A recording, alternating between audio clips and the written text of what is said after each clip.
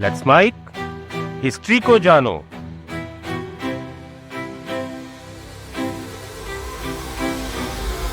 मुगल काल में एक बादशाह ने एक डायरी लिखी। चमड़े की इस डायरी में कई बातों के साथ एक नंबर लिखा हुआ है, 28,532। वैसे तो ये नंबर बहुत छोटा है, क्योंकि ये किसी एम्पायर की इनकम नहीं हो सकती, ना ये किसी जंग में काम आए हथियारों का नंबर हो सकता है। ये नंबर असल में है उन जानवरों का जिन्हें मुगल सम्राट जहांगीर ने अपने लाइफ टाइम में शिकार के टाइम पर मारा था। अपनी डायरी या आत्मकथा तुजुके जहांगीरी में उन्होंने इस नंबर को बहुत ही गर्व के साथ, बहुत ही सफाई से लिखा। शेर, बाघ, हिरण, भालू, हर प्रजाति की अलग अलग गिनती लिखी हुई है। इतिहास की किताबों में मुगल शिकार को अक्सर एक रॉयल पास टाइम या राजा के वीकेंड का शौक बताया जाता है, लेकिन ये एक झूठ है। मुगलों के लिए शिकार सिर्फ जानवरों को मारना नहीं था, ये एक तरह से एक तीर से कई निशाने साधने वाली मशीन थी।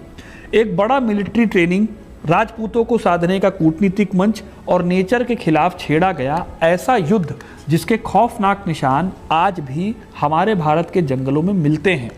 आज मैं आपको बताऊंगा कि मुगल बादशाहों के लिए शिकार के क्या मायने थे, ये लोग शिकार करते कैसे थे और कौन से जानवर इनके सबसे ज़्यादा पसंदीदा थे शिकार के लिए, और कैसे इस एक शिकार की आदत ने भारत की एक बहुत ही बेहतरीन प्रजाति को हमेशा के लिए ख़त्म कर दिया।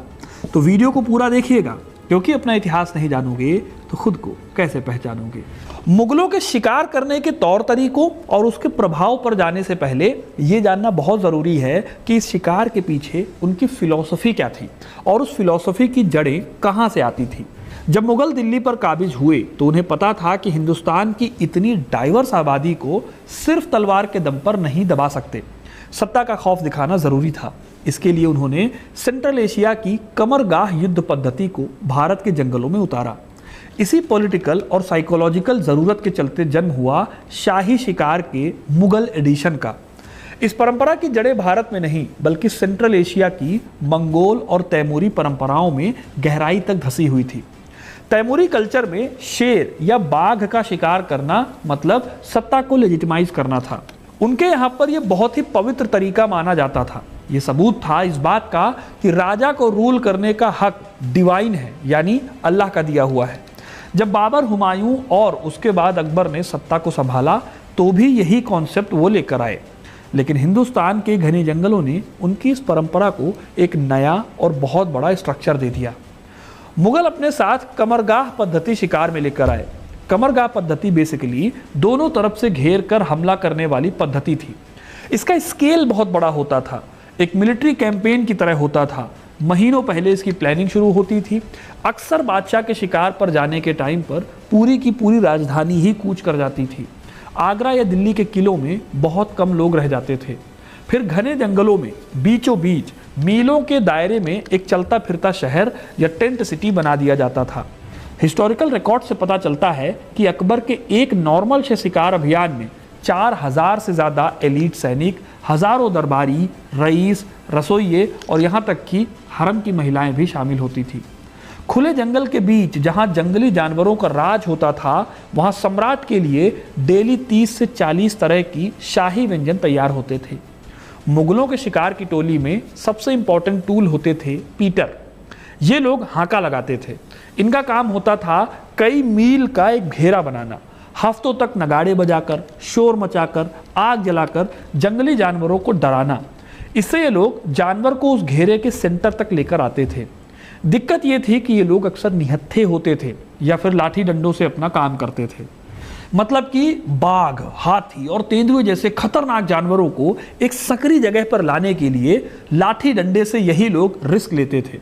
फिर जब सारे जानवर एक छोटे से घेरे में फंस जाते थे, तब बादशाह अपनी 1000 ट्रेंड चीतों, बाजों और भारी शाही बंदूकों के साथ उस घेरे में घुसता था। इस काम में भी बहुत ही स्ट्रिक्ट रूल होते थे। पहला खून बहाने का हक सिर्फ बादशाह को था। इसके बीच में भी जो हांका लगाने वाले लोग थे वो बाघ के जबड़ों या हाथियों के पैरों तले कुचलकर मारे जाते थे। ये लोग सिर्फ एक नंबर होते थे। सोच कर देखो कि अकबर और जहांगीर की डायरियों में, उनके इतिहास में शिकार का नंबर मिलता है कि कौन सा जानवर मारा गया, लेकिन इस शिकार में मारे गए वो मासूम लोग कोई कीमत नहीं रखते। ये लोग केवल उस खूनी मंच को सजाने वाले गुमनाम मजदूर थे। लेकिन यहाँ ये भी आप समझो कि ये पूरा शिकार का मंच जो सजाया जाता था वो सिर्फ खेल तमाशे के लिए नहीं होता था। इसका एक बहुत ही गहरा जियोपॉलिटिकल मोटिव भी होता था। इसी मोटिव ने मुगलों के फ्यूचर पर काफ़ी इम्पैक्ट डाला। एग्जाम्पल के लिए अकबर ने जब शिकार करना शुरू किया तो इसके साथ उन्होंने राजपूतों को कंट्रोल करने के तरीके भी निकाले। देखिए, राजपूत कम्युनिटी जन्म से ही वॉरियर कम्युनिटी मानी जाती थी। उनके लिए शिकार करना सिर्फ एक शौक नहीं बल्कि मर्दानगी और जंग लड़ने की काबिलियत को साबित करने का जरिया भी था। ये बात मुगलों को भी समझ में आई। इसीलिए नए राजपूत राजा से संधि करने के लिए अक्सर वो बंद कमरे नहीं चुनते थे बल्कि वो शिकार पर जाते थे। लेकिन ये संधि भी बाकायदा एक सिस्टम से साइन होती थी। ऐसा नहीं है कि शिकार में गए और साइन कर लिया।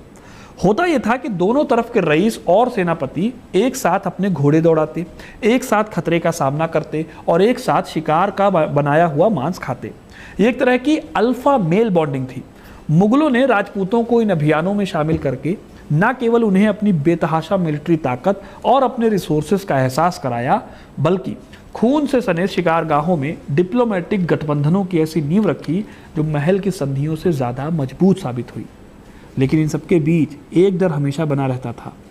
अगर शिकार के दौरान कोई जानवर सम्राट पर ही भारी पड़ गया तो ये गठबंधन उसी टाइम पर कमज़ोर पड़ सकता था। यही वजह है कि मुगलों के शिकार का यह पूरा सिस्टम कभी एक सीधी लाइन में नहीं चला। ये सिस्टम में भी ऐसी कई बातें हुई जो आपको हैरान कर देंगी। सबसे पहले अगर अकबर के ही टाइम पीरियड में देखा जाए तो एक ऐसी घटना हुई जिसने अकबर के शिकार करने की भावना को ही खत्म कर दिया था। जी हाँ, हुआ यह कि पंजाब के घने जंगलों में अकबर एक बहुत बड़ा शिकार अभियान चला रहे थे। अपनी जान दांव पर लगाकर हजारों पीटरों ने एक बड़ा कमरगाह भी तैयार किया। जानवर पूरी तरह से घिर चुके थे, हथियार निकाले जा चुके थे और शिकार का घमासान बस शुरू ही होने वाला था। तभी उस जंगल में कुछ ऐसा हुआ जिसने अकबर की आंखें खोल दी। अकबर काल की चित्रकारी और हिस्टोरिकल अकाउंट्स बताते हैं कि उस माहौल में अकबर को कुछ सूफी फकीर और हिंदू सन्यासियों का ग्रुप मिला। वैसे तो अबुल फजल जैसे दरबारी इतिहासकार क्लियर कट तरीके से नहीं बताते कि उन सन्यासियों ने एग्जैक्टली अकबर से क्या कहा था, लेकिन उनकी बातों का असर यह हुआ कि अकबर ने उन बेजुबान जानवरों का कत्लेआम रोक दिया। कुछ इतिहासकारों का मानना है कि यह वो रेयर मौका था जब एक निरंकुश शासक को अपनी ईश्वरीय सत्ता के दावों और एक विनाशक होने की सच्चाई के बीच खोखलापन साफ नजर आया। न सिर्फ उन्होंने शिकार रोकने का आदेश दिया बल्कि उसने अपने पूरे साम्राज्य में कुछ टाइम के लिए पशु हत्या पर बैन लगा दिया। यहां तक कि अकबर ने खुद भी मांस खाना छोड़ दिया। लेकिन दोस्तों, ये सब तब बहुत दिनों तक नहीं चल पाता जब आप पावर में होते हो। अकबर का भी ये फेज बहुत दिनों तक नहीं टिका। लेकिन क्या आपको पता है कि इस इवेंट ने अकबर की इमेज में एक और चेंज लाने में रोल निभाया। अब अकबर की इमेज केवल एक खूंखार विजेता की नहीं रही बल्कि एक दार्शनिक सम्राट की भी बन गई। ऐसा बादशाह जो अपने फैसलों पर विचार कर सकता था। लेकिन अकबर के बाद जब सत्ता जहांगीर के हाथ में आई तो शिकार का ये पूरा खेल फिर से शुरू हो गया। जहांगीर के दौर में शिकार का लेवल नेक्स्ट हाइट तक पहुंचने वाला था। जहांगीर का टाइम आते आते मुगल सत्ता तो पीक पर थी, लेकिन सम्राट खुद अंदर से कमजोर पड़ रहा था। जहांगीर की अफीम की और शराब की लत जग जाहिर थी। एक ऐसा टाइम भी आया जब सम्राट दरबार की राजनीति तो दूर, शिकार के मैदान में अपनी सत्ता को साबित करने में भी लड़खड़ाने लगा। यह आप समझ सकते हैं कि मुगल दरबार में कमजोरी का मतलब होता था मौत। ऐसे नाजुक वक्त में जब एक वैक्यूम क्रिएट हो रहा था, तब उस शून्य को भरने के लिए एक ऐसा किरदार आगे आया जिसने मुगल इतिहास की पूरी दिशा बदल दी। महारानी नूरजहां।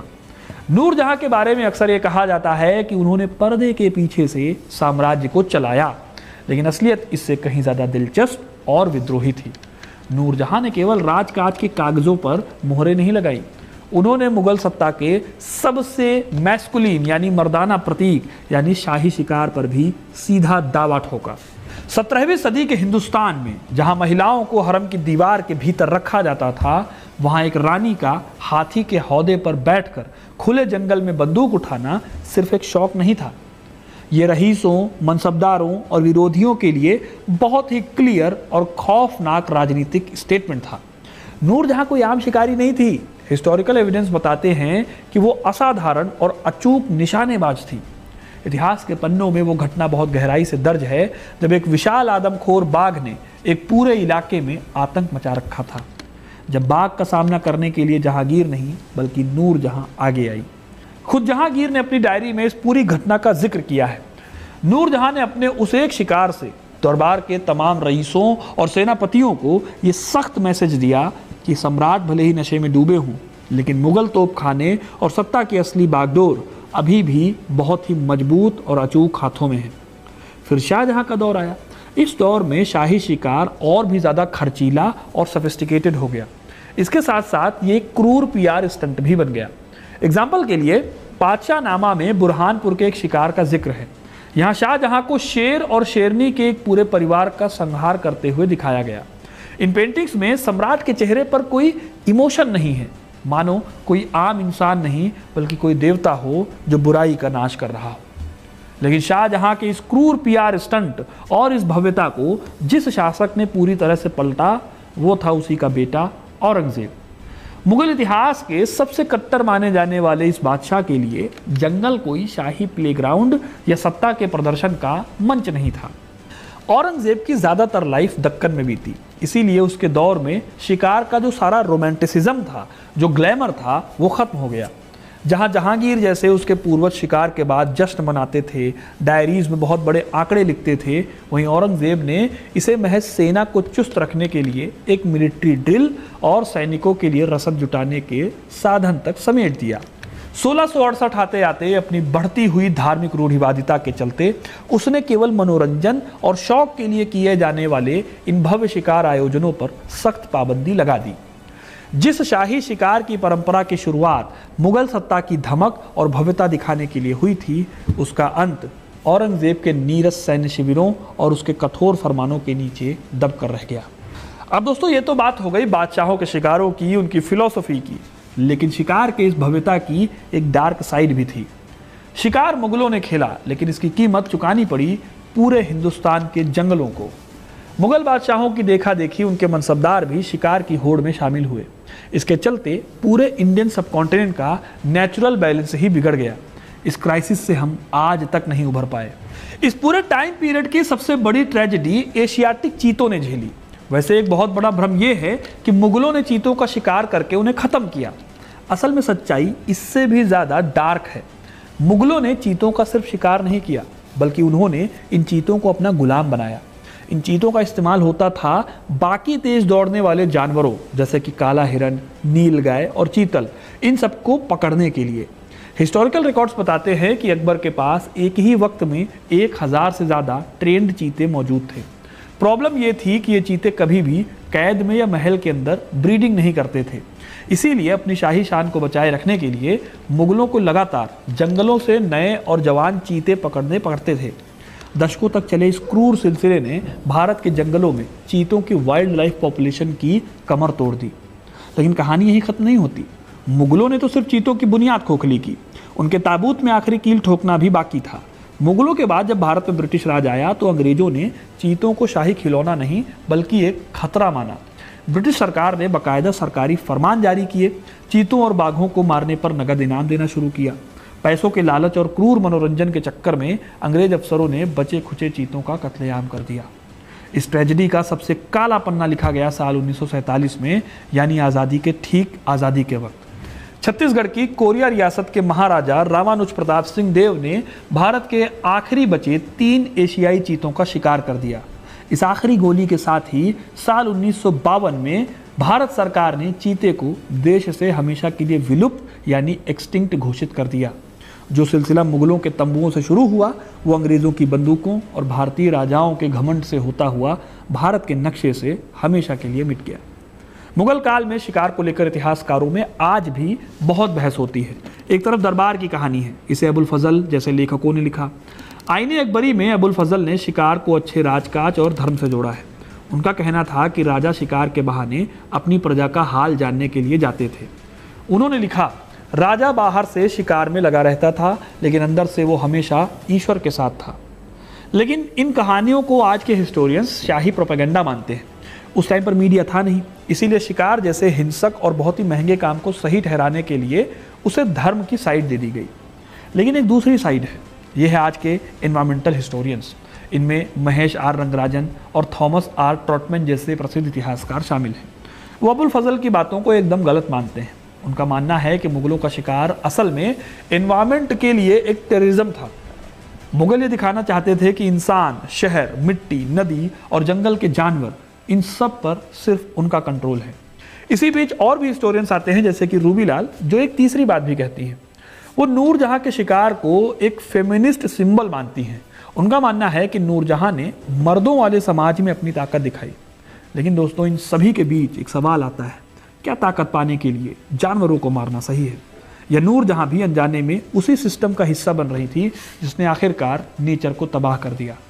इन बहसों के बीच कुछ और फैक्ट भी मिलते हैं। मुगल दरबार बाहर से जितना ताकतवर था, अंदर से उतना ही ज़्यादा अंधविश्वासी था। मुगल राजाओं का एक खौफनाक अंधविश्वास था।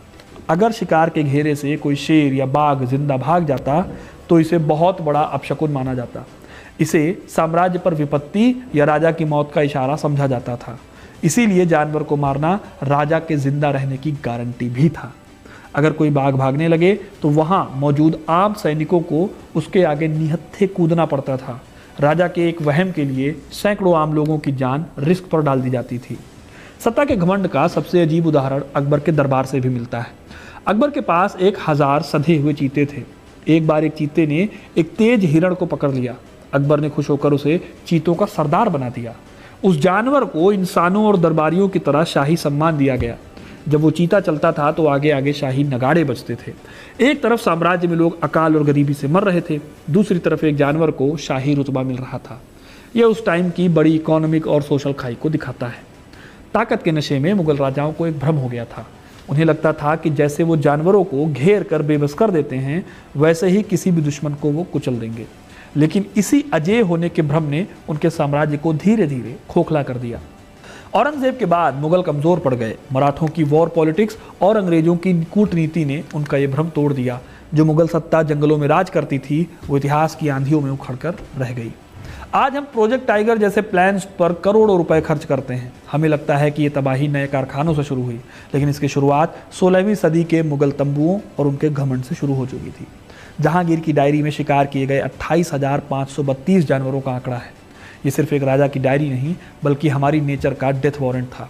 इतिहास सिर्फ लाल किलों में नहीं बसता, वो आज भी उन जंगलों के सन्नाटे में चीखता है जहाँ कभी बेबस जानवरों की मौत का तांडव होता था।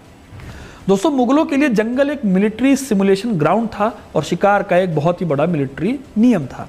नियम सीधा था, जो राजा खूंखार जानवर कुचल सकता है, वो विरोधियों को सीधे संदेश दे रहा है कि बगावत करने वालों का हश्र क्या होगा। इस शाही शिकार के पीछे का ये सच था कि जानवर और इंसान दोनों राजा के मोहरे थे। राजा खुद को ईश्वर का प्रतिनिधि बताता था, लेकिन इस खेल में हमेशा राजा नहीं जीतता था। कई बार नेचर पलटवार करती थी और कई बार ऐसे नए किरदार उभर कर सामने आते थे जिसको कभी किसी ने इमेजिन भी नहीं किया। तो दोस्तों, ये थी कहानी कि मुगल शिकार कैसे करते थे, उनके शिकार के मायने क्या होते थे, किस तरह से वो शिकार जो है वो भारत की नसों में आज भी एक प्रभाव छोड़कर रखा हुआ है। हम आज भी नहीं जानते कि चीते कैसे दिखते थे। तो दोस्तों, कैसी लगी आपको ये कहानी, कमेंट करके ज़रूर बताइएगा। वीडियो को लाइक और शेयर करना ना भूलें और ऐसे इंटरेस्टिंग कहानियों के लिए, इतिहास से जुड़े रहने के लिए हिस्ट्री कनेक्ट को सब्सक्राइब करना ना भूलें। बहुत बहुत धन्यवाद।